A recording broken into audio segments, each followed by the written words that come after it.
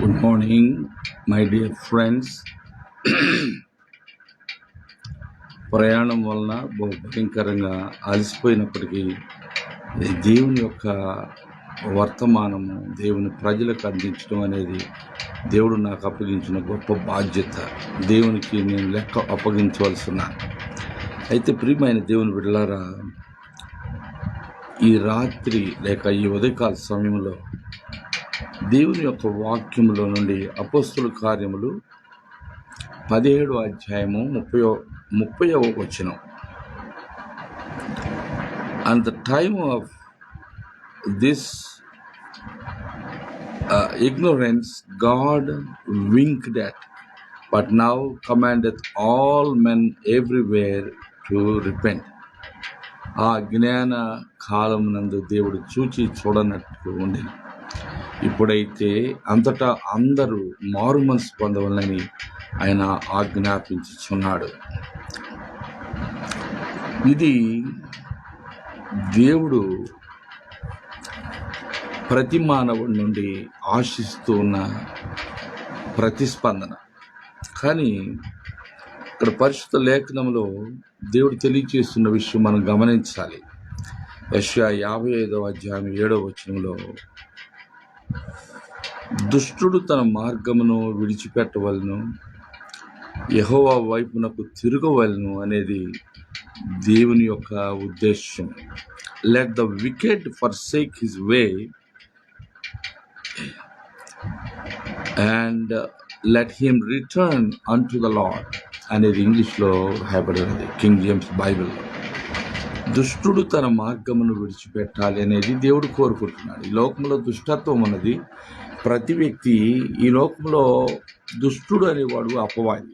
వాడు అంటే సాతాను. వాడు అనేకులను చెరపట్టి లోబర్చుకొని ప్రతి ఒక్క వ్యక్తిని బాధిస్తూ ఉన్నాడు, శోధిస్తూ ఉన్నాడు. అందువల్లనే ప్రతి ఒక్కడు దుష్క్రియలలో మునిగి తేలుతూ ఉంటారు. మానవులకు అది అలవాటు అయిపోయింది, శోధింపబడుతూ ఉన్నారు. అయినా కూడా దేవుడు ఏం చెప్తున్నాడంటే, మనము ఆయన యొద్దకు తిరగాలి.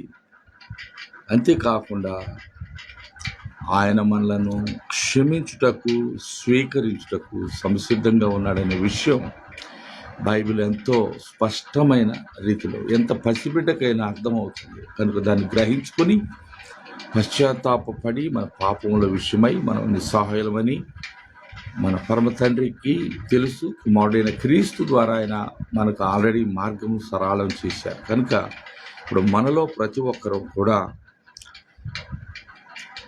కృపచేత, ఆయన కృపచేత మనం రక్షణ పొందాలని ఆశించాలి. అంతేకాకుండా మన తలంపులను మాని దేవునికి ఇష్టము కాని వాటి నుండి వైదొలగి ఆయన వైపుకు తిరగాలని ఆయన కోరుతూ ఉన్నారు.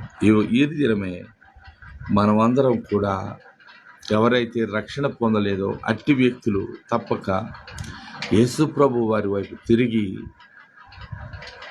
యేసయ్యా, నా మార్గములు సరి అయినవి కావు, ఈ లోకంలో ఉన్న దుష్టత్వము నన్ను సహా లోకంలో ప్రతి ఒక్క వ్యక్తిని బంధించినట్టు నేను కూడా బంధించబడి అపవాది చేత శోధింపబడి ఉన్నాను. నన్ను దయతో స్వీకరించమని పశ్చాత్తాపడుతూ ప్రభువును ప్రార్థించినట్లయితే ప్రభువు మన ప్రార్థన ఆలకించేవాడై మనకు సహాయం చేయవాడై ఉన్నాడు. మరి ఈ ఉదయకాల సమయంలో ప్రభు వైపుకు తిరుగుదామా? తప్పక ఆలోచన చేయండి. రేపటి ఉదయకాల సమయంలో లేక రాత్రి వేళలో ప్రభువు అనుగ్రహించిన కొలది తప్పక మీ వద్దకు నేను దేవుని వాక్యంతో వస్తాను. ఈ సంక్షిప్త సందేశం మీకు దీవెనకరంగా ఉన్నట్లయితే తప్పక మీరు స్పందించండి, ఇతరులతో దీన్ని షేర్ చేయండి. దేవుడు మనం సమృద్ధిగా ఆయన వాక్యం వైపు ఆకర్షించుకోవటకు కృపను అనుగ్రహించి నడిపించును. God bless you. Thank you and good night. Praise the lord.